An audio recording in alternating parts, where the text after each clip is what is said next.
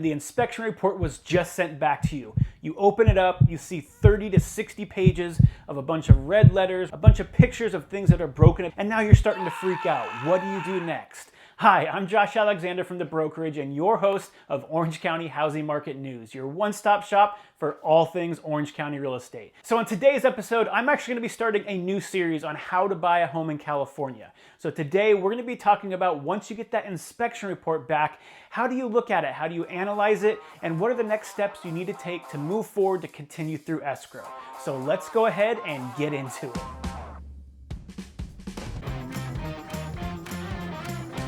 So kind of like I alluded to at the beginning of this episode, getting an inspection report back can be a very intimidating and a very scary process, especially if you're a first-time home buyer who's never seen one of these before.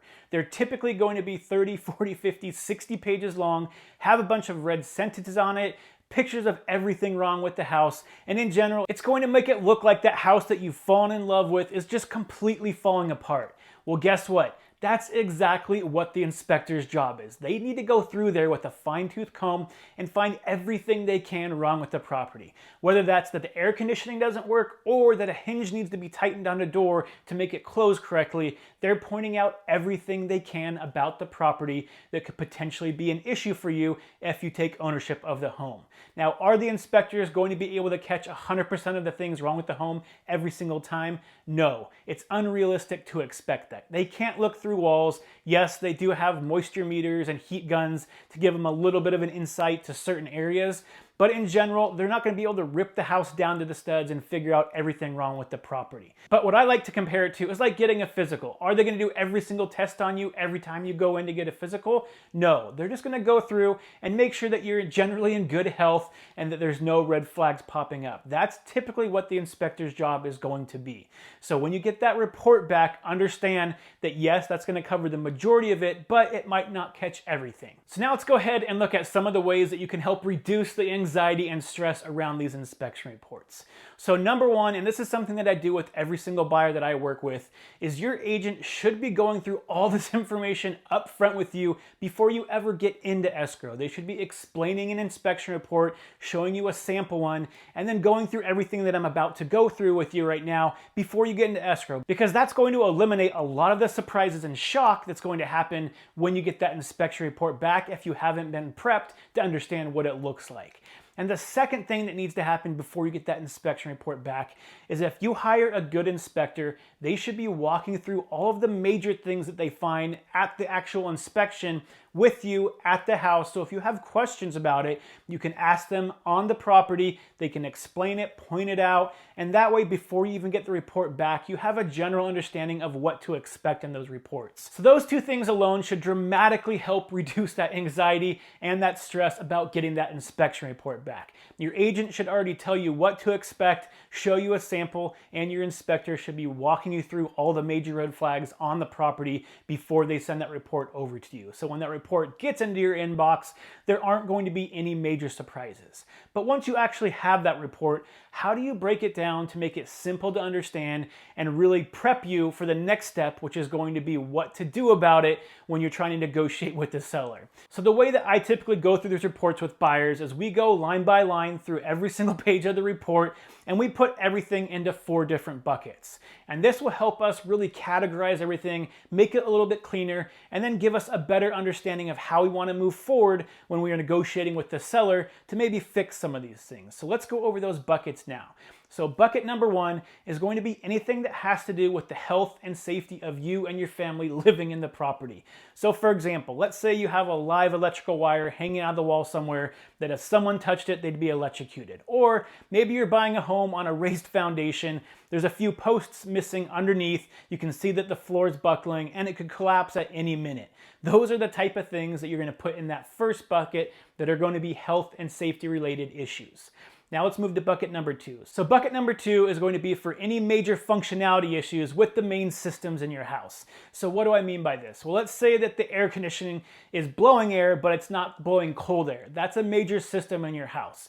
Let's say that you go to every single bathroom and every single time the drain is backing up. There's most likely a major plumbing issue with your property. Or the inspector goes through and tests every outlet in the house and 50% or more of them have some type of issue with them, then you're most likely going to have a major system issue with your electrical wiring in the house as well. So those are the type of things that go in that second bucket. They're not necessarily going to be an immediate health and safety issue, but it's a major functionality issue and it could cost a lot of money to fix. So now let's go ahead and look at bucket number 3. So bucket number 3 is typically where the majority of everything in this home inspection report is going to fall into. It's not going to be something that's going to impact the whole house like that major functionality bucket number 2, but it's something that typically impacts maybe one room at a time, and generally someone that's either a handyman or a contractor will be able to go through in an hour or two and fix these problems. So some examples of these will be, let's say that you have one leaky faucet out of the entire house. Most likely it's not the entire house's plumbing issue, it's going to be isolated to that single faucet. Same thing goes with electrical. Maybe you have one bad outlet in the house, an electrician can go in, fix the outlet, replace it, rewire it. Again, it's not going to be a significant expense, however, it is something that is wrong with the property. So there's really two main reasons why you see the majority of things that are on the inspection report fall into this third category. So reason number 1 has to do with home maintenance. Home maintenance is very time consuming. It takes a lot of effort to be able to go through every system in the house, keeping it working properly all the time. Yes, there are some homeowners that do a better job than others at keeping their house updated, but most homeowners do not maintain their entire house exactly how they're supposed to, and eventually over time these smaller problems do arise and the homeowner just ends up living with it because it's just not worth it to them to get it fixed, or it's not that big of an inconvenience to leave it how it is. That's one of the main reasons you see a lot of these things end up in that bucket. The second reason is that if homeowners do a lot of DIY, or if they hire people that aren't licensed to go through and do some updates on their house, typically that's where these type of issues pop up. So for example, one of the most common ones that I see for anyone that has an attic is as soon as the inspector goes up there, peeks their head up in the attic, as soon as they look at some of the electrical wire in the attic, typically you're going to find areas where wires were ran together, spliced, but not put in the right junction box to prevent any issues in the attic in the future. Junction boxes cost less than $1 at Home Depot. An electrician could get in and out of there in 15 minutes or less. It's not a major issue, but these are the things that tend to add up, and that's why you see so many of these fall into that third category. Okay, so let's go ahead and go into the last category, category number 4. So this is really having to do with more of the cosmetic side of things of the house. So let's say there's a bunch of scuffs on the paint from people walking through over the years, hitting things against it. Or let's say maybe one of the baseboards in the house was chewed up by a dog and was never replaced. Does it affect the functionality of the house? Probably not. Does it affect the appearance? Yes. But those are the type of things that are going to go into that 4th category. So as a buyer, you've gone through the report with your agent, you've put everything into these 4 different buckets. Now what? Well, now typically is when you're going to have any secondary inspections done. So what is a secondary inspection? Well, when you have that general inspection done, again, it's a general inspection. So if the inspector finds a bunch of issues that seem to be all concentrating on one system, let's say plumbing for instance, they're probably going to put in the report they recommend you getting a plumber out to the property to look and diagnose all these issues that the inspector has found. And this is important because the plumber is going to give you a better idea of what the actual issue could be. On top of that, they'll tend to be able to give you maybe a price range of how costly it will be for you to get that fixed. And that information is great to have, and it helps you negotiate later on when you're talking to the seller, trying to get some of these issues taken care of. So in Orange County specifically, one of the most common secondary inspections that I recommend for a lot of buyers right now is to have a sewer line inspection. And the reason being is that a lot of homes in Orange County are starting to get older, and a lot of them were built with cast iron plumbing, and that plumbing has started to corrode, causing a bunch of plumbing issues on a lot of these houses in Orange County. So what the sewer line inspection does is it puts a camera down that sewer line and it just makes sure that the line is in good condition, there's no leaks, there's no roots going through it, and that way you know that when you move in, you're not going to all of a sudden have sewage backing up into your shower, into your bathtub, into your sink, and then causing thousands of dollars of damage. So those are the type of inspections that, again, the general inspector will probably recommend based on the condition of the home that you're going to typically want to have done. Now, yes, this will be an additional cost to you as a buyer, and you won't be able to get this money back because it's a service that's been performed if you decide to back out of escrow later, but it's very important to be able to know this information so you know what you're getting into financially and what problems you might have if you move into the property without getting those problems addressed. So now you've gone through the entire inspection report with your agent, you've broken everything down in those 4 categories, you've had any secondary inspections you want done completed. Now you're ready to move on to the next step, and that's negotiating with the seller on what needs to be fixed in order for you to feel comfortable purchasing the property. And that form that you use is going to be called a repair request. So there's really 3 different ways you can approach the repair request with the seller. 2 of them are very common, 1 not so much, but we'll go over all 3 of them. So the first way is that you're asking the seller to fix something during escrow before escrow closes. So if the AC is not working, if there's a leak somewhere, you're going to put on the repair request that the seller needs to hire a contractor, get that leak fixed, get everything repaired before you agree to close escrow. The second way to do it is going to be to ask for a credit. So let's say that you went through, you had a secondary inspection done, the plumber told you it was going to be $7,500 to get the stuff taken care of. You can then go on that repair request and say, seller, I would like you to credit me $7,500 because the plumber told me this is how much it's going to cost to get it fixed at the end of escrow, so I can take that money and fix it on my own time once escrow closes. And then the third way, which again is not very common but can still happen, is that you can ask the seller to reduce the purchase price. So if you're getting a loan on the property, this typically doesn't make much sense because reducing the purchase price, let's say by $10,000, is not really going to impact your monthly payments that significantly. It's typically more beneficial to have that money up front so you can get the issue taken care of without having to spend $10,000 more of your own money after everything is said and done once escrow closes. So those are the 3 different ways you can use the repair request to try to get some of these issues taken care of. But now, how do you know what's reasonable to put on that repair request and ask the seller to take care of? Well, unfortunately, a lot of this has to come down to the type of market you're in. So if you're in a hot seller's market like we have been over the last couple years, it's typically going to be harder for you to ask for more and more things for them to fix, because look at it through the seller's eyes. If you're a seller, you go into escrow with the buyer and they say, I want everything on this inspection report taken care of before I feel comfortable buying this home. They're going to be thinking, I had 7, 8, 9, 10 offers on this house lined up behind yours. Odds are I could probably find a buyer that's going to be less demanding with the inspection report, so I'm really not going to entertain this. I'm just going to drop out of escrow. I'm going to go find a new buyer, and the probability is they're going to ask for less on the inspection report, ultimately netting me more money. So again, unfortunately, a lot of it has to come down to the type of market you're in, and it also comes down to how reasonable the seller is, as well as how reasonable the selling agent is, because often they're the one relaying the message to the seller when you send in that repair request. So it's going to be a little bit of a combination of the 3. Now, does that mean in this current market that you're not going to be able to get anything in the house fixed? Absolutely not. Over the last 2 years, all the buyers that I've helped, I was able to negotiate some type of savings for the buyers. So don't rule it out just because we're in a hot seller's market. So now let's go ahead and look at a quick example of what you might be able to expect in today's hot seller's market when you're submitting a repair request. So the way I like to break it down for my buyers is you really want to focus on those first 2 categories. So category number 1, health and safety. So 2 reasons. Obviously, you don't want to move into a house that's unsafe or unhealthy for you and your family to live in. But the other thing is that most buyers are not going to want to move into a house that's unsafe or unhealthy either. So most sellers understand that if there's problems with health and safety, that a reasonable buyer is going to ask them to take care of it. So those are the type of things that you want to add to the repair request and try to get the seller to take care of. Category number 2, again, the major systems of the house.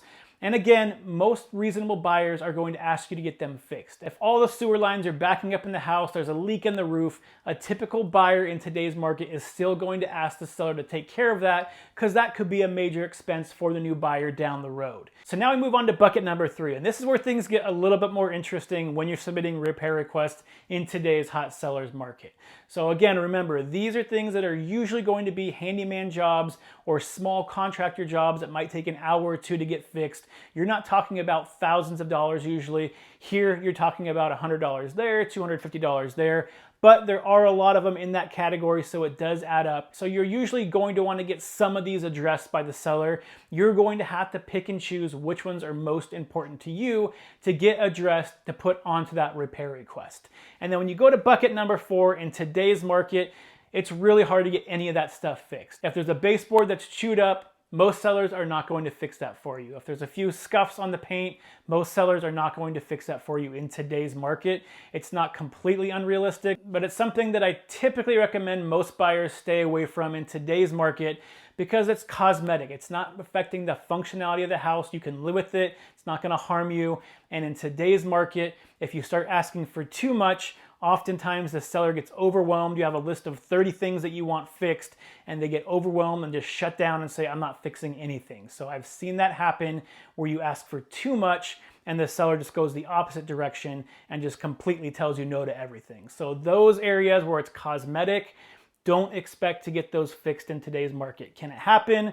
There's always a chance, but it's something I recommend most buyers do not focus on when we're in a hot seller's market. So now you have that list of everything that you would like the seller to take care of for you before you feel comfortable purchasing the house. How do you go about deciding where to put that on the repair request? Do you want the seller to go ahead and take care of it during escrow? Do you want to just get a credit for it and do it yourself at the end of escrow?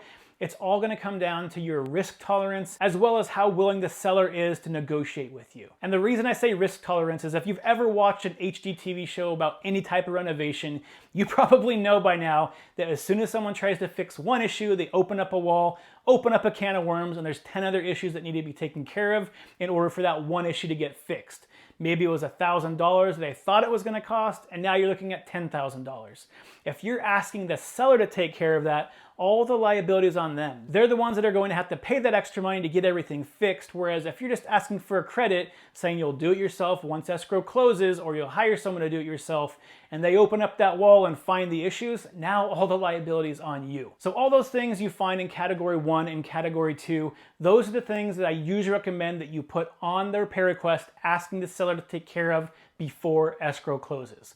Once you move into that category 3, where it's more of the handyman stuff and things that might cost $100, $200, that's where it becomes a little bit less risky for you to ask for a credit instead. So usually it's going to be a mix of the two. You're going to ask them to fix some of the major stuff during escrow and maybe give you a credit for some of the smaller stuff, and you can handle that and pick and choose which items you want to take care of once escrow closes. So now you've taken all those things you want repaired, you categorize them, you put them on the repair request, you signed it. Now the agent is going to go to bat for you and talk to the selling agent and really convince them why all those things are so important and why it's in everybody's best interest for the seller to take care of those. Once that happens, usually a day or two later, the seller is going to get back to you.